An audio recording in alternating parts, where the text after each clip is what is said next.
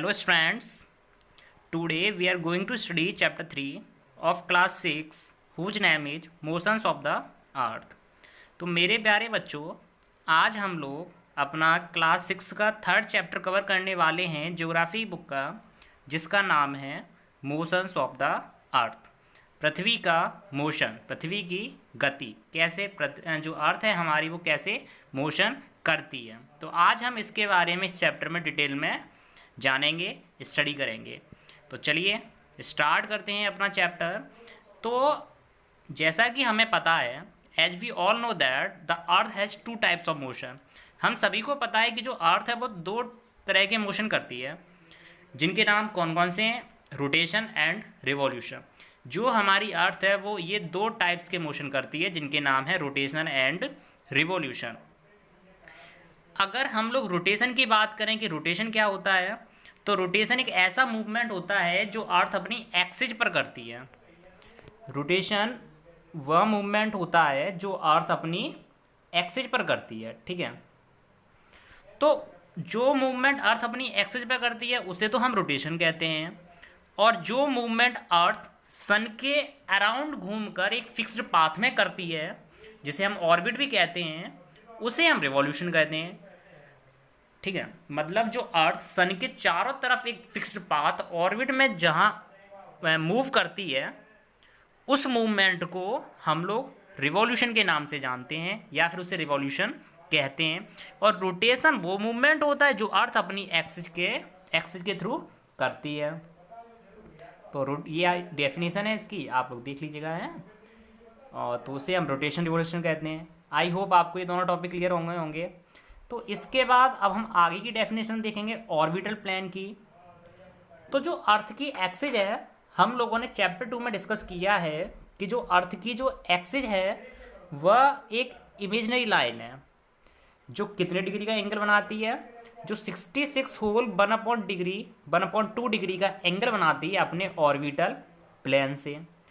तो अब रही बात, सबसे पहले तो ये समझ लो कि जो अर्थ है वो कितने डिग्री का एंगल बनाती है ऑर्बिटल प्लेन से, 66 होल 1/2 डिग्री का। तो उसके बाद अब ये ऑर्बिटल प्लेन क्या होता है, तो अब हम इसके बारे में जानेंगे।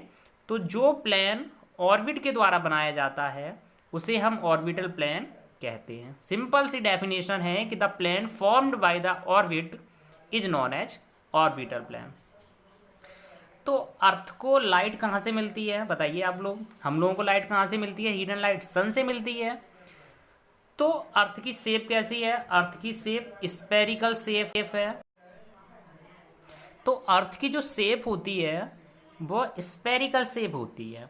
और हम लोग पहली वीडियो में बात भी कर चुके हैं कि ये पोल्स, नॉर्थ पोल और साउथ पोल से एक तरफ से फ्लैट होती है, जिसके कारण से हम इसे ज्योर्ड भी कहते हैं। तो अर्थ की शेप स्फेरिकल शेप होने के कारण only half of it gets light from the sun. तो अर्थ का केवल हाफ पार्ट ही लाइट को रिसीव कर पाता है सन से एक समय में। स्फेरिकल शेप है, ठीक है।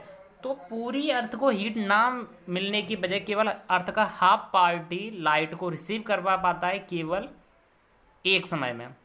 और उसके बाद the portion facing the sun experience day while the other half way from the sun experience night.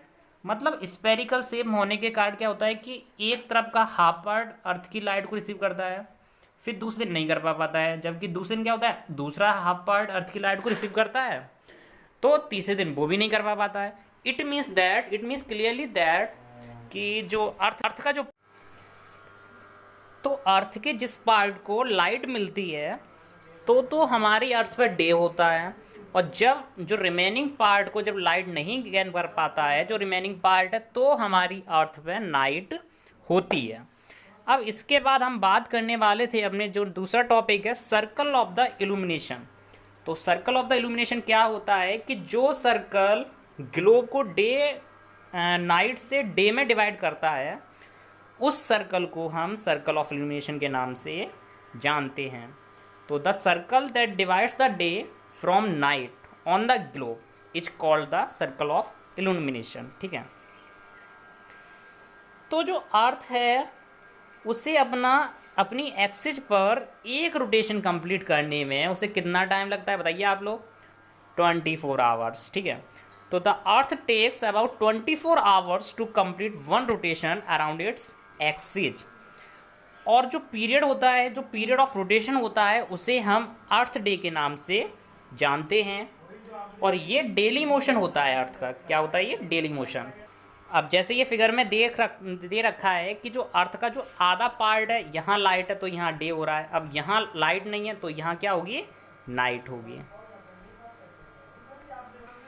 अब इसे पढ़ने के बाद हमारे माइंड में एक क्वेश्चन आता है कि what would happen if the earth did not rotate, कि क्या होगा अगर जो हमारी अर्थ है अगर वो रोटेट ही नहीं करे, तो उस कंडीशन में क्या होगा? सिंपल सा क्वेश्चन है, सबके माइंड में आता है, हमारे भी माइंड में आया हुआ है। तो इसके बारे में हम लोग क्लियर करेंगे कि अगर अर्थ ही रोटेट ना करे, जब भी हमें पता है कि हमारी अर्थ क्या करती है? सन के अराउंड रोटेट करती है। और सपोज कर लिया कि अब वो रोटेट ही नहीं कर रही है, एक जगह वो स्टॉप हो गई, तो बताओ क्या होगा फिर? ठीक है, सोचो। तो इसका आंसर मैं देता हूँ आपको। अगर हमने सपोज कर लिया कि जो हमारी अर्थ है कि वो रोटेट नहीं कर रही, एक जगह स्टॉप हो गई, तो जैसा कि मैं आपको पहले बता चुका हूँ कि the earth has divided into 2 equal parts. एक तरफ तो हमारी लाइट पड़ती है, दूसरी तरफ लाइट नहीं पड़ पाती है due to the spherical shape of the earth. ठीक है, तो अब जिस साइड में, जिस हाफ पार्ट में मान लो सन की लाइट पड़ रही है और वो अर्थ रोटेट नहीं कर रही है, एक जगह रुक गई है, तो वो हाफ पार्ट क्या होगा कि वहाँ इतनी ज़्यादा लाइट पड़ेगी कि इतना ज़्यादा गर्म हो जाएगा वो रीजन कि लोगों का वहाँ अपना सर्वाइव करना भी मुश्किल हो जाएगा। और हमेशा वहाँ लाइट रहेगी। और जो इसका अनदर पार्ट है, वहाँ लाइट नहीं पड़ रही है, तो वहाँ क्या होगा कि वहाँ रात की रात ही रहेगी, वहाँ लाइट ही नहीं जाएगी, डार्कनेस रहेगी। ठीक है, तो वहाँ फिर लोगों का जीना एक तरह से बहुत बेकार कंडीशन में हो जाएगा। और रिवॉल्यूशन तो हम पढ़ ही चुके हैं कि जो अर्थ का जो मूवमेंट होता है सन के अराउंड एक फिक्स्ड पाथ में, जो फिक्स्ड पाथ होता है उसे हम ऑर्बिट कहते हैं। तो उस ऑर्बिट में जो अर्थ का मूवमेंट होता है सन के अराउंड, उसे हम क्या कहते हैं? रिवॉल्यूशन कहते हैं। और अर्थ का जो मूवमेंट अपनी एक्सिस के थ्रू होता है, उसे हम क्या कहते हैं? रोटेशन कहते हैं। ठीक है, तो रोटेशन करने में अर्थ को कितना टाइम लगता है? तो ऑलमोस्ट 24 आवर्स का टाइम लगता है। और अर्थ को एक रिवॉल्यूशन करने में कितना टाइम लगता है? तो उसे 365 होल 1/4 डेज का टाइम लगता है सन के अराउंड एक रिवॉल्यूशन कंप्लीट करने में। और इसे हम कंसिडर भी कर सकते हैं कि जो हमारी पूरा 1 ईयर का टाइम लेती है अर्थ एक रिवॉल्यूशन कंप्लीट करने में। ठीक है, और जो हमारे क्या थे 365 होल 1/4, तो मीन्स 1/4 का मतलब ये कि जो 6 आवर्स बचते हैं हर साल, उसे मिला के 24 आवर्स बढ़ जाते हैं। 4 सालों में 24 आवर्स हो जाते हैं, और 24 आवर्स का मतलब हो जाता है 1 डे। तो टोटल कितने डेज हो गए? 365 + 1 = 366। ठीक है, तो जिस ईयर में 366 डेज होते हैं, तो एक टाइम ऐसा भी आएगा कि अर्थ को 366 डेज का टाइम लगेगा 4 साल बाद। तो उस टाइम पीरियड को, जिस टाइम पीरियड में 366 डेज का टाइम अर्थ लेती है, उसे हम लीप ईयर के नाम से जानते हैं। अब इसके बाद अगर हम बात करें इलिप्टिकल ऑर्बिट की, तो जो अर्थ सन के अराउंड जाती है, तो वो किस ऑर्बिट में जाती है? उस ऑर्बिट को हम इलिप्टिकल ऑर्बिट कहते हैं। अब रही बात ईयर की, अगर हम ईयर की बात करें, तो ईयर हमारी क्या होती है? सीजन्स में डिवाइड होती है, जैसे कि summer season, winter season, spring season and autumn seasons. और सीजन चेंज होते हैं अर्थ की पोजीशन से। जो अर्थ सन के अराउंड जो अपनी पोजीशन करती है, उससे हमारे सीजन चेंज होते हैं।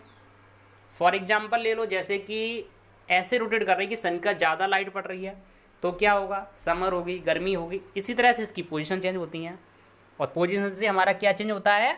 सीजन। जैसे कि जून में क्या होता है कि जो नॉर्थन हेमिस्फीयर की तरफ सन की ज़्यादा लाइट पड़ती है, तो जून में हमारा क्या बन जाता है? Summer season. और ये जो रेज होती हैं वो डायरेक्टली ट्रॉपिक ऑफ कैंसर पे हमारी सन की लाइट पड़ती है। और जब ज़्यादा लाइट पड़ेगी, ज़्यादा हीट पड़ेगी, तो क्या होगा? हीट बढ़ेगी, गर्मी बढ़ेगी, तो हमारा गर्मी वाला सीजन आ जाता है। ऐसी आर्कटिक सर्किल की बात कर लें, तो वहाँ क्या होता है? वहाँ सन की लाइट नहीं पड़ती, तो वहाँ एकदम ठंडा मौसम हो जाता है। ठीक है, तो ऐसे ही अगर हम बात करें लॉन्गेस्ट डे की, सबसे लंबा दिन और जो सबसे छोटी रात होती है वो कौन सी डे की होती है? 21 जून की। इस दिन क्या होता है कि जो सदर्न हेमिस्फीयर होता है उसकी जो कंडीशन होती है वो रिवर्स हो जाती है, मतलब उल्टी हो जाती है, तो फिर हमारा वहाँ विंटर सीजन लग जाता है। और जो नाइट्स होती हैं वो nights are the longer than days, और जो नाइट्स होती हैं वो डेज से काफ़ी ज़्यादा लंबी होती हैं। और अर्थ की इसी पोजीशन को हम समर सोलिस्टिस के नाम से जानते हैं, या अर्थ की इसी पोजीशन को हम समर सोलिस्टिस कहते हैं। और अगर हम 22 दिसंबर की बात करें, 22 दिसंबर, तो क्या होता है कि जो ट्रॉपिक ऑफ कैप्रिकॉर्न होती है वो सन की डायरेक्ट रेज को क्या करती है? साउथ पोल्स की तरफ लेती है, या साउथ पोल की तरफ ट्रॉपिक ऑफ कैप्रिकॉर्न रिसीव करती है, ठीक है। और ट्रॉपिक ऑफ कैप्रिकॉर्न का जो एंगल होता है वो 23 होल 1/2 डिग्री साउथ की तरफ होता है, तो जिसके कारण से जो सदर्न हेमिस्फीयर होता है वहाँ वो लाइट लेता है, और इसी कारण से जो सदर्न हेमिस्फीयर में तब उस समय वहाँ क्या होता है? Summer season. और वहाँ सदर्न हेमिस्फीयर में होगा तो इधर नॉर्थन हेमिस्फीयर में हमारा विंटर होगी, तो समर में हमारा क्या होगा? सदर्न हेमिस्फीयर में हमारा क्या होगा? समर। तो नॉर्दर्न हेमिस्फीयर में विंटर, और नॉर्दर्न हेमिस्फीयर में अगर विंटर होगी, समर होगी, तो सदर्न हेमिस्फीयर में क्या होगा? समर। मतलब उल्टा होता है, ठीक है। तो 21 मार्च एंड सेप्टेम्बर 23, जो इन दो डेट को क्या होता है, ये मोस्ट इंपॉर्टेंट डेट हैं, इन दो डेट को जो सन की जो डायरेक्ट रेज होती हैं वो इक्वेटर पे गिरती हैं। सन की जो डायरेक्ट रेज वो इक्वेटर पे गिरती हैं, और इस पोजीशन में जो पोल्स होते हैं ना तो वो सन की तरफ जाते हैं, और इसलिए जो पूरी अर्थ है, होल अर्थ है, पूरी अर्थ पे इक्वल डेज एंड नाइट होते हैं। मीन्स 21 मार्च एंड सेप्टेम्बर 23 को जो डायरेक्ट रेज होती हैं सन की वो इक्वेटर पे गिरती हैं, तो इस पोजीशन से जो पोल्स होते हैं वो सन की तरफ नहीं जा पाते, मतलब इक्वल डे एंड नाइट होते हैं। तो अर्थ का जो ये एक्सपीरियंस होता है, जो equal days and equal night जो पूरी अर्थ लेती है, उस एक्सपीरियंस को हम इक्विनॉक्स कहते हैं। और 23 सितंबर और 23 सितंबर क्या होता है? एक ऑटम सीजन हमारा स्टार्ट होता है नॉर्थन हेमिस्फीयर में, और सदर्न हेमिस्फीयर में हमारा स्प्रिंग सीजन। और यही केस हमारा 21 मार्च के अपोजिट होता है, जब नॉर्थन हेमिस्फीयर में हमारा स्प्रिंग सीजन होता है तो सदर्न हेमिस्फीयर में हमारा ऑटम। तो एक में जब हमारा क्या था? स्प्रिंग होगा, तो दूसरे में कैसा होगा? समर। ऊपर नॉर्थ, नीचे साउथ। अगर ऊपर हमारा स्प्रिंग सीजन है तो नीचे हमारा कैसा होगा? Autumn season. अगर यहाँ हमारा स्प्रिंग है तो ऊपर कैसा होगा? ऑटम सीजन, ठीक है। और जो equal days and equal night जो हमारी अर्थ रिसीव करती है, उस एक्सपीरियंस को हम क्या कहते हैं? इक्विनॉक्स। तो आज का जो टॉपिक है, जो आज का चैप्टर है, वो आज का चैप्टर हमारा यहीं एंड होता है। और इस चैप्टर में हमने कौन कौन से टॉपिक क्लियर किए हैं उनके नेम में आपको एक बार बता देता हूँ, जिन्हें आप बाद में रिवाइज कर सकें। Number 1 rotation, number 2 revolution, 3 orbital plan, number 4 circle of illumination, and number 5 जो आपका टॉपिक है रिवॉल्यूशन का एंगल कितना होता है, रोटेशन का एंगल कितना होता है, ठीक है, कितना टाइम पीरियड लेती है, elliptical orbital, leap year, and how many days are in leap year, ठीक है, and northern pole equator, northern hemisphere, southern hemisphere, क्या कंडीशन होती है उनमें, tropic of Capricorn, tropic of Cancer कब कब सन की लाइट को अफेक्ट करती है, इक्वेटर, इक्विनॉक्स। तो ये सारे टॉपिक्स की लिस्ट थी जो आज हम लोगों ने अपनी इस वीडियो में क्लियर किए हुए हैं। तो आई होप आपको ये वीडियो अच्छी लगी होगी और आपको ये सारे टॉपिक समझ में आ गए होंगे, ठीक है। और वीडियो के नीचे जो आप सब्सक्राइब रेड कलर वाला बटन देख रहे हैं उसे आप एक बार प्रेस कर लें, ठीक है। तो जिससे क्या होगा, आपको वीडियो की जो नोटिफिकेशन होगी वो डायरेक्ट आपको नोटिफिकेशन में मिल जाएगी, ठीक है। तो इसी के साथ हमारा जो चैप्टर है वो फिनिश होता है। और अगर अच्छी लगी हो तो लाइक कर लें, क्या जा रहा है, और अगर आपको अच्छी नहीं लगी तो उसे डिसलाइक कर दें, जिससे मुझे पता तो चले कि आपको वीडियो किस तरह की लगी हुई है। ठीक है, तो आज का चैप्टर हमारा यहीं फिनिश होता है। मिलते हैं नेक्स्ट चैप्टर में। सब्सक्रिप्शन के बटन को दबाइए और बेल आइकन पर क्लिक कीजिए ताकि आपको तमाम वीडियोस फौरन मिलती रहें। और वीडियो पसंद आने की सूरत में इसे लाइक, शेयर और कमेंट करना मत भूलिए।